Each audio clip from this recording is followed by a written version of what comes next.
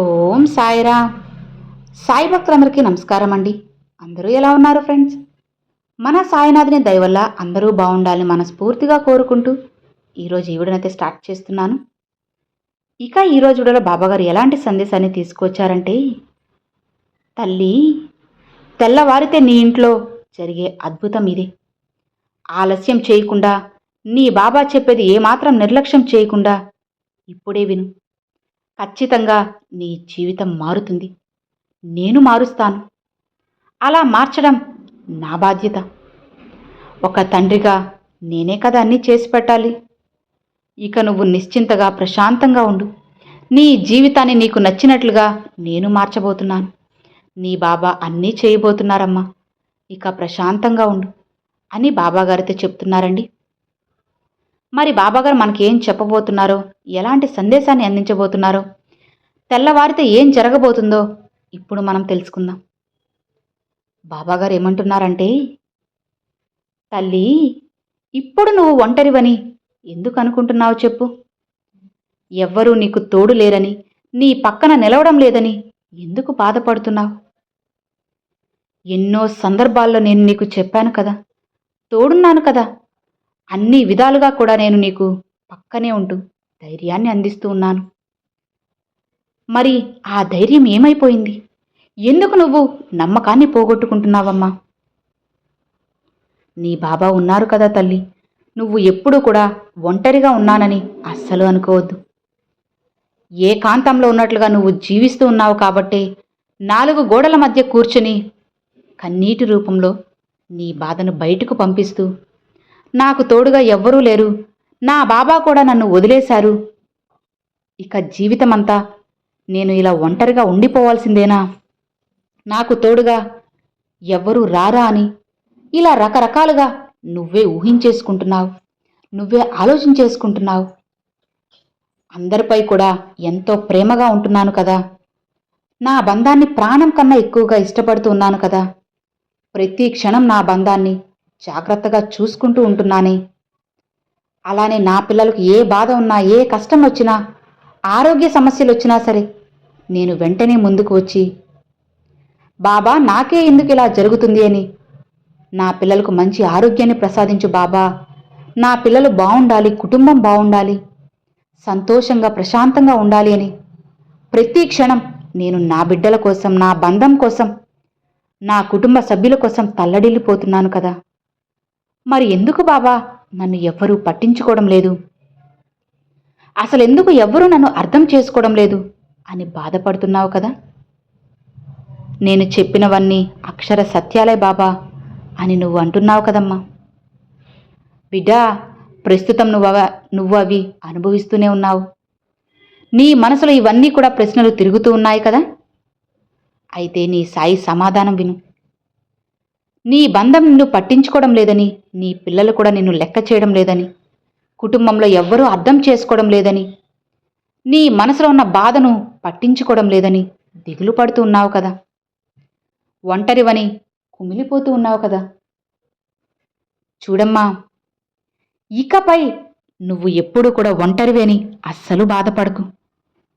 ఎందుకంటే ఎవరు నీ మీద ఎక్కువ ప్రేమను చూపిస్తున్నారు, అలానే ఎవరు నీపై ఎక్కువ గౌరవాన్ని చూపుతూ ఉన్నారు, ఎవరు నీతో మంచిగా ప్రవర్తిస్తున్నారో, ఎవరు నీకు మంచి చెబుతున్నారో, అలానే ఎవరు నీకు చెడు చేస్తున్నారో, ఇక వాళ్లతో నువ్వు కూడా అలానే ప్రవర్తించి చూడు. నువ్వు ఒక్కటి మాత్రం గుర్తుపెట్టుకో, నీ కుటుంబం నిన్ను ఏదో అంటూ ఉందని, నేను అర్థం చేసుకోవడం లేదు అని చెప్పి వాళ్లపైన ఉన్న కోపాన్ని మాత్రం ఇంకా ఇంకా పెంచుకోవద్దు తల్లి. ఎంత కాదనుకున్నా వాళ్ళు నీ కుటుంబమే కదా చెప్పు. ఎందుకంటే చూడమ్మా, నీ కుటుంబ సభ్యుల్లో ఎవరు ఏమన్నా సరే నువ్వు బాగుండాలి అనే ఉద్దేశంతోనే వాళ్ళు అలా చెబుతారు. అలానే వాళ్ళు నిన్ను అర్థం చేసుకుని మాట్లాడినా, అర్థం చేసుకోకపోయినా నీ మంచే కోరుకుంటారు. అందుకే కొంచెం వారి మాటలు కటువుగా మాట్లాడినప్పటికీ వారిని అర్థం చేసుకోవడానికి ప్రయత్నించు తల్లి. ఎవరూ లేని వాళ్ళకే తెలుస్తుందమ్మా మనుషుల విలువ, బంధం విలువ ఎలా ఉంటుంది అనేది. మనిషి ఉన్నప్పుడు తెలియదు కదా. కాబట్టి అర్థం చేసుకో, నీకు అన్నీ అర్థమవుతాయి. బిడ్డా, వాళ్ళు కొద్ది రోజుల్లో నీతో తప్పకుండా మాట్లాడతారు. మాట్లాడకపోతే నువ్వే, బాబా ఇంకా మాట్లాడలేదు, వారు నన్ను అర్థం చేసుకోలేదని నువ్వు నా వద్దకు వచ్చాడు, నేను వాళ్ళు మాట్లాడేలా చేస్తాను. చూడమ్మా, ఎంత దిగులుగా ఉన్నావు. నువ్వు నిజమైనటువంటి బాధను ఎప్పుడు అనుభవిస్తావో తెలుసా? నీ పరిస్థితిని నీ కుటుంబంతో పంచుకొని వారు, కుటుంబంలో మనుషులు ప్రేమానురాగాలతో ఆప్యాయతలతో ఉండాలని కాని ఇలా ఒకరి మీద ఒకరు ఏదీ తెలియకుండా ఒకరి మీద ఒకరు అనుమానంతో కోపంతో నిన్ను బాధ పెట్టిన తరువాత వారిని కూడా బాధ పెట్టడం, అర్థం చేసుకోలేదని వారిని నువ్వు విస్మరించాలని చూస్తే మాత్రం కుటుంబం చిన్నాభిన్నమవుతుంది. నీ కుటుంబ సభ్యులపై నీకున్న అభిప్రాయాన్ని యథేచ్ఛగా చెప్పవచ్చు. అంతేకాని మాట పట్టింపులకు బంధాలు దూరం చేసుకునేలా ఉండకూడదు. అలానే నీ మనసులో వారి గురించి ఏమనుకుంటున్నారో వాళ్ళకి తెలియదు. వారి మనసులో నీ గురించి ఏమనుకుంటున్నారో నీకు తెలియదు. కానీ వారికి ఉన్న టెన్షన్, వారికి ఉన్న పనులు, వాళ్ళకున్న బిజీ లైఫ్ వాళ్ళని అలా మార్చేస్తుంది. కాబట్టి ఒకరు ఎలా ప్రవర్తిస్తున్నా సరే అలానే తిరిగి మళ్ళీ నువ్వు వాదనకు దిగితే వారి మనసును అర్థం చేసుకోమ్మా, అపార్థం చేసుకోకు.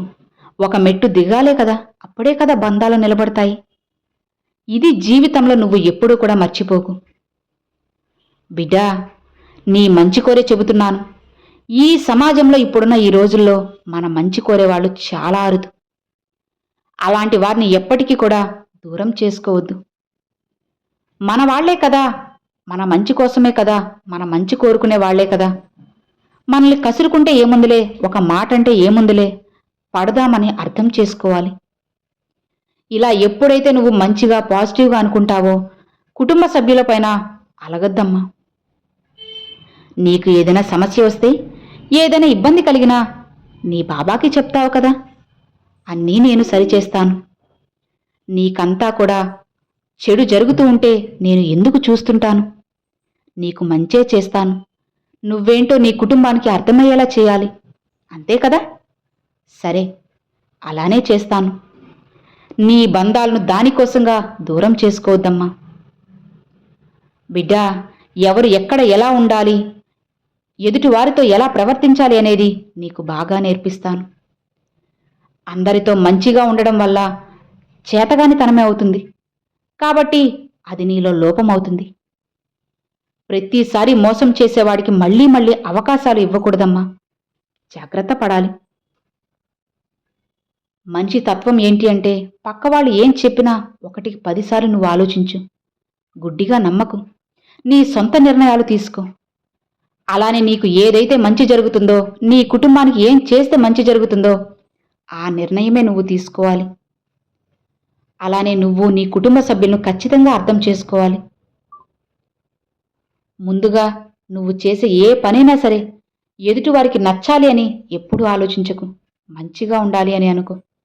తప్పకుండా విజయం వస్తుంది. అలానే వజ్రాన్ని వజ్రంతోనే కోయాలంటారు కదా. చూడు, నీకు ఎవరూ లేరనే భావం నుండి నువ్వు బయటపడు. నీ మనసులో నుండి నువ్వే ఆ భావాన్ని తొలగించు. మనసు ప్రశాంతంగా ఉంచుకునేందుకు ప్రయత్నించు. నీపై అరిచే వాళ్ళందరూ కూడా నీకు శత్రువులు కాదమ్మా, నీ మంచి కోసమే అని గుర్తుపెట్టుకో. అలానే నీ కుటుంబాన్ని ఎప్పుడూ కూడా దూరం చేసుకోవద్దు. వారిని అపార్థం చేసుకోకు. ఒంటరి అనే భావన నిన్ను ఇంకాస్త తినేస్తుంది. నీ మనసులోకి ఆ భావనను రానివ్వకు. ఎలాంటి సందర్భాలైనా, ఎలాంటి సమస్యలైనా నీతో రావడానికి నీ బాబా ఎప్పుడూ సిద్ధంగా ఉన్నారు. అలానే ఎవరి కోసమైతే నువ్వు ఈ భూమిపై ఎవ్వరి కోసం అడుగు పెట్టలేదు, కేవలం నీకోసమే నువ్వు వచ్చావు. ఎంతో అదృష్టం ఉంది కాబట్టే ఈ మానవ జన్మ ఎత్తావు, సాయి బిడ్డవయ్యావు. ఇది అందరికీ సాధ్యం కాదు తల్లి. ఇలా చూడు, ఎంతో అదృష్టం ఉంటేనే ఈ జన్మ దక్కదు. కాబట్టి నువ్వు అర్థం చేసుకో. అద్భుతమైన జీవితాన్ని నువ్వు పొందు. లేనిపోని దుఃఖాలతో, ఆలోచనలతో గడిపేయడం నిజంగా అది నీ పిరికితనం, నీ అజ్ఞానం. నీ సంతోషం కోసం, పిల్లల సంతోషం కోసం మంచిగా జీవించు. నీ కుటుంబం కోసం జీవించు. బిడ్డా చూడు, నీ వరకు ఏదైనా కష్టం వస్తే అది ఎంతవరకు దూరంగా ఉంచాలనేది, దూరం పెట్టాలనేది నీ వంతు ప్రయత్నం చెయ్యి. నేను సాయం ఉంటాను. అప్పుడే నువ్వు ముందుకు వెళ్ళగలవు. కష్ట నష్టాల యొక్క విలువని నువ్వు తెలుసుకోగలవు. నీ కలలన్నీ నిజమవ్వాలని ఎంతో ప్రయత్నిస్తున్నావు కదా. ఇక నువ్వు అన్ని రకాలుగా ప్రయత్నించిన ఫలితాలన్నీ నీ ముందుకు వస్తాయి. నీ కల సాకారం అవుతుంది. నీ మనసంతా గందరగోళంగా, జీవితం ఏదో కోల్పోయినట్లుగా, ఒంటరిగా ఇప్పుడు నీకు అనిపిస్తుంది కదా. కానీ నీకు అన్ని రకాలుగా ఒకటి నువ్వు గుర్తుపెట్టుకో. నువ్వు ఈ భూమిపై అడుగు పెట్టేటప్పుడు ఒంటరిగానే వచ్చావు. అలానే వెళ్ళేటప్పుడు కూడా ఒంటరిగానే వెళ్తావమ్మా. ఎప్పుడూ కూడా ఒకరిపై ఆధారపడకు. నీ కాళ్లపై నిలబడ్డానికి ప్రయత్నించు. నీకు తోడుగా అండగా నీ సాయి ఉన్నారు అని మర్చిపోవద్దు తల్లి. జీవితంలో ఎంతోమంది నాటకాలు వేస్తూ ఉంటారు. అలానే అన్నీ కూడా నిజాలు అని నువ్వు అనుకుని మోసపోకు. అలా మోసపోయి నీతో పాటు నీ కుటుంబాన్ని ఇబ్బంది పెట్టకు. ఇక ధైర్యంగా ప్రశాంతంగా ఉండు. నీ బాబా ఉన్నారు. ఇంట్లో గొప్ప అద్భుతాన్ని చూపిస్తాను. చూడు, తెల్లవారితే నీ ఇంట్లో అద్భుతం జరుగుతుంది. సంతోషంగా ఉండు తల్లి. కళ్ళు తెరువు. నీ బాబా నీకు తోడు ఉండగా ఇక భయమెందుకు తల్లి. హాయిగా ప్రశాంతంగా ఉండు. ఒంటరిని అన్న భావని మనసులోకి అస్సలు రానివ్వకు. నీ బిడ్డల మీద, నీ బంధం మీద, కుటుంబ సభ్యుల మీద కోపాన్ని పెంచుకోకు. ఆ ఆలోచనలు తీసేసి సంతోషంగా జీవితాన్ని కొనసాగించు. అంతా శుభమే జరుగుతుంది అని బాబాగారితో చెప్తున్నారండి. సో విన్నారు కదండి, ఈరోజు బాబాగారు పంపించిన ఈ మంచి సందేశం మీ అందరికీ ఎంతో బాగా నచ్చింది అని అనుకుంటున్నాను. నచ్చితే ఒక చిన్న లైక్ చేయండి. మరికొంతమంది సాయి భక్తులకు షేర్ చేయండి. ఫస్ట్గా మన ఛానల్ చూసేవాళ్ళు సబ్స్క్రైబ్ చేసి సపోర్ట్ చేయండి friends. Thanks for watching. Om Sairam.